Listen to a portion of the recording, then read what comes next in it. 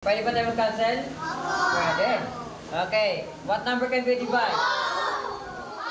4. Ito muna. Itong cross. 4. Okay. Cancel. Then cancel. Nasa utak mo lang si 4. Okay. 4 divided by 4. 1. 8 divided by 4. 2. So, yung 8 mo, naging 2 na lang. Yung 4 mo, naging 1 na lang. Lumiit ba? Lumiit na agad. Dito naman, pwede kaya dito? What number can be divided? 2. Utak mo lang ilagay.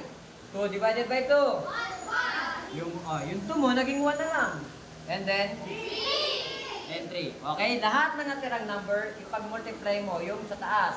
Numerator to numerator. 1 times 1. 1. 3 times 2. Ganun lang kasimple mag-multiply. Okay, kapag wala kang i-cancel, direct ka na. Okay, for another example again. Okay, another example again. For example,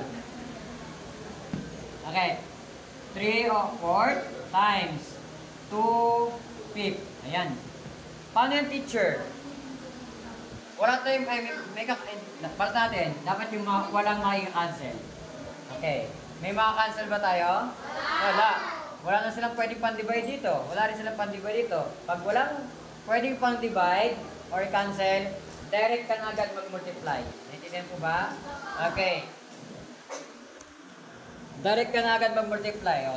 Multiply mo agad. Numerator, multiply 2. Numerator. 3 times 3? 3 times 3? Tatlong 3. Skip counting na tayo. 3. Okay, meron tayong 9. Then, fraction bar. And then, 4 times 5. 20. Ganyan lang po kasimple. Naintindihan po ba? Naintindihan? Okay.